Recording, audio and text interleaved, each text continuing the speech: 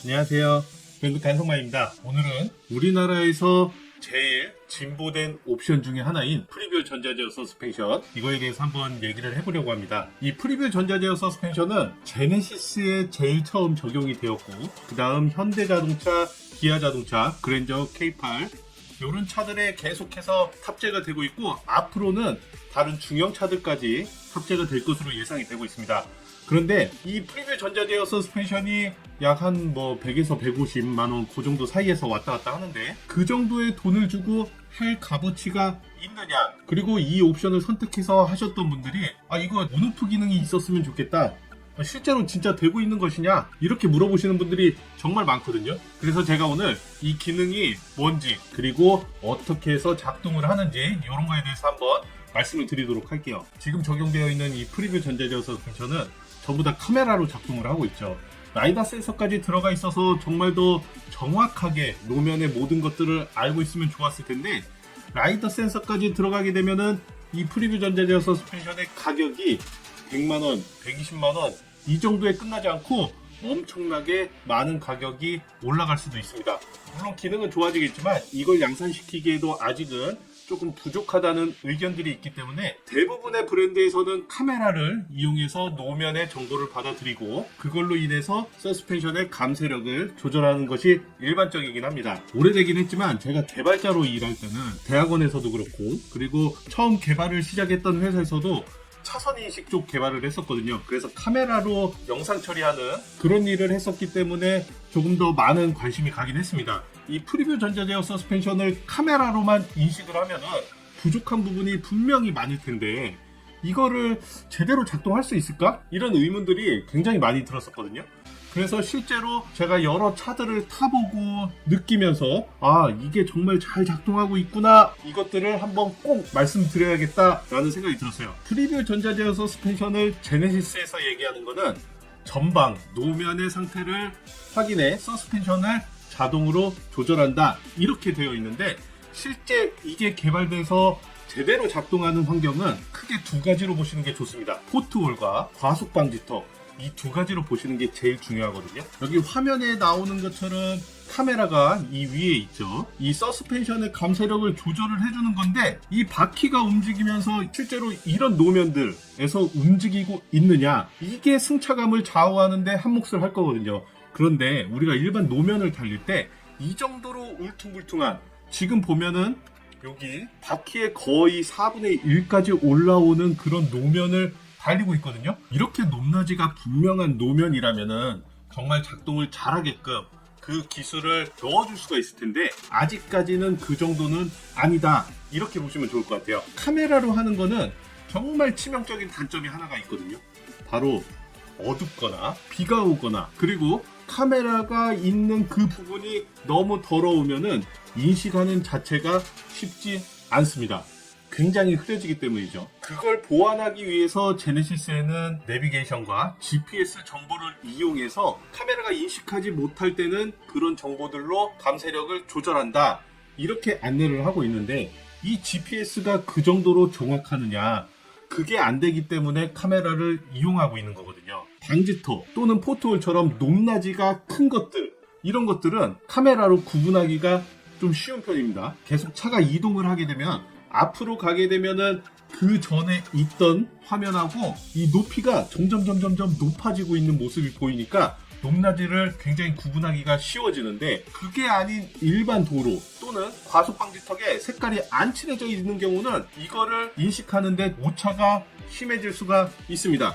이것들이 바로 프리뷰 전자제어 서스펜션의 단점이긴 하죠. 근데 이거를 우리가 느낄 수 있느냐, 이게 제대로 인식을 하고 있는지 없는지 느끼기가 쉽지가 않습니다. 온오프 기능도 따로 있는 게 아니기 때문에 끄고 달렸을 때, 켜고 달렸을 때 승차감을 우리가 구분을 할 수 있는 것도 아니고, 아직은 완벽한 시스템은 아니다라고 보여지고 있지만, 일반적인 도로 상황, 야간이 아니고 주간에, 그리고 색깔이 제대로 칠해져 있는 과속 방지턱을 넘는다, 포트홀 같은 경우도 이걸 예방해서 감쇄력을 조절해주면은 타이어나 휠에 무리가 가지 않기 때문에 당연히 도움은 되긴 합니다. 자, 이 영상을 보시면은 차가 과속 방지턱을 넘는데 이렇게 높낮이가 굉장히 많이 흔들리는 걸 볼 수가 있죠. 그런데 카메라로 과속 방지턱이 있구나, 이거를 인식한 다음에 솔레노이드 밸브 저항이 한 1000분의 1 정도의 간격으로 계속 왔다 갔다 요거를 조절을 해줄 수가 있으니까 압축하고 인장을 전부 다 제어를 하고 있어요. 근데 이 밸브는 타사 브랜드들은 2개가 들어가 있는데 제네시스는 하나 가지고도 이거를 조절할 수 있다는 거는 굉장히 놀라운 기술력이긴 합니다. 똑같은 성능을 내는데 장비가 좀 덜 들어간다, 이러면은 나중에 이게 고장나더라도 하나만 고치면 되고, 이런 것들에서도 분명히 장점이 되긴 하죠. 그리고 지금 이 영상 같은 경우는 4바퀴가 전부 다 과속방지턱을 넘고 있는데, 우리가 과속방지턱 넘을 때 보면은 한쪽으로 쏠리거나 또는 바퀴 하나만 넘거나, 포트홀 같은 경우가 그런 게 심하죠. 그랬을 때도 이 전자제어 서스펜션이 작동을 하느냐? 작동을 합니다. 이 전자제어 서스펜션만 관장하고 있는 ECU가 따로 있거든요. 바퀴 하나씩 제어를 할 수 있으니까 당연히 승차감이 향상이 되긴 하겠죠. 제가 생각했을 때 이 전자제어 서스펜션의 가장 중요한 점은 굉장히 컴포트하게 가고 있다가 방지턱을 넘거나 포트홀을 넘을 때 갑자기 좀 단단해지면서 내려왔을 때 출렁출렁 거리는 이 현상을 굉장히 막아준다는 거죠. 그러면은 저는 이 프리뷰 전자제어 서스펜션이 이 승차감을 향상시키는 데 있어서 도움이 되는구나, 이거를 그럴 때 느낄 수 있다고 생각을 하고 있습니다. 이게 개발돼서 실제로 이렇게 움직이면 좋겠지만 아직까지는 그 단계까지는 아니고, 과속방지턱 그리고 포트홀 이쪽에서 큰 영향을 미치기 때문에 우리가 일반적인 도로를 달릴 때 승차감 진짜 좋다 이렇게 느끼기는 쉽지 않거든요. 소프트웨어만 들어가 있다고 생각하시면 됩니다. 처음에 말씀드렸듯이 다른 센서들이 굉장히 많이 들어가면은 정확도는 조금 더 높일 수 있으나, 이 옵션 가격이 400, 500 이래버리면은 선택하는 사람이 거의 없겠죠.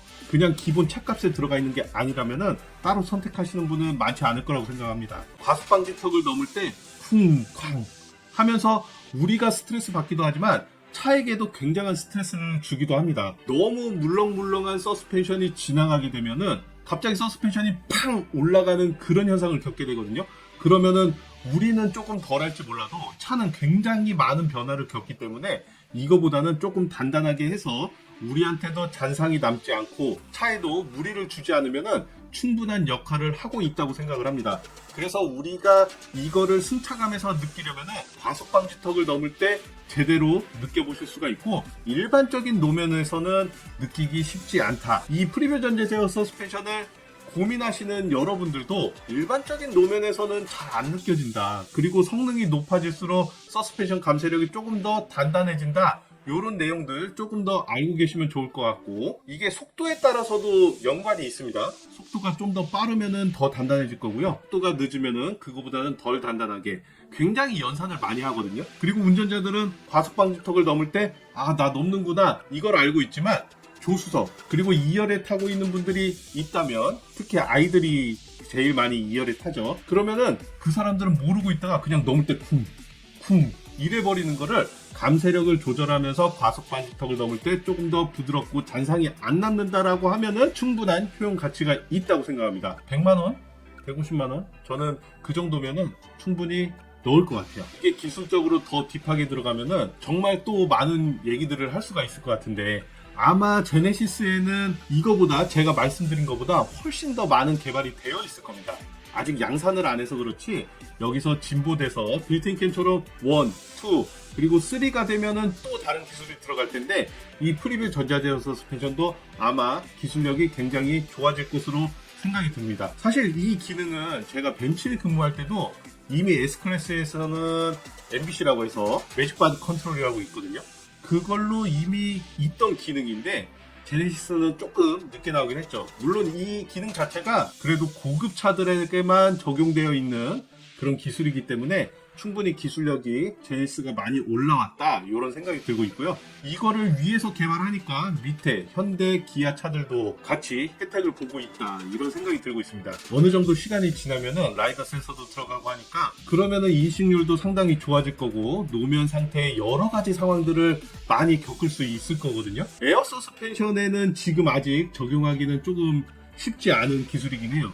다른 브랜드들도 에어 서스펜션에 적용하기 쉽지 않아서 아직은 그 감쇄력을 조절하는 게 일반적인 스프링으로 되어 있는 서스펜션이긴 하죠. 오늘은 짧게나마 이 프리뷰 전자제어 서스펜션을 선택하시는 분들이 이걸 선택할지 말지 요거에 대해서 고민하시는 걸 조금 덜어드리고자 이렇게 설명을 해드렸는데, 앞으로도 옵션에 대해서 조금씩 기술 이런 것들 살펴보면서 또 한번 말씀드리는 시간들을 가져보도록 하겠습니다. 이러한 기술들이 계속 나오면서 제네시스뿐만이 아니고 우리나라에서 나오는 모든 국산차들에 좋은 기술들이 들어갔으면 하는 바람으로 오늘 영상을 마치도록 하겠습니다. 자, 오늘도 시청해주셔서 감사합니다.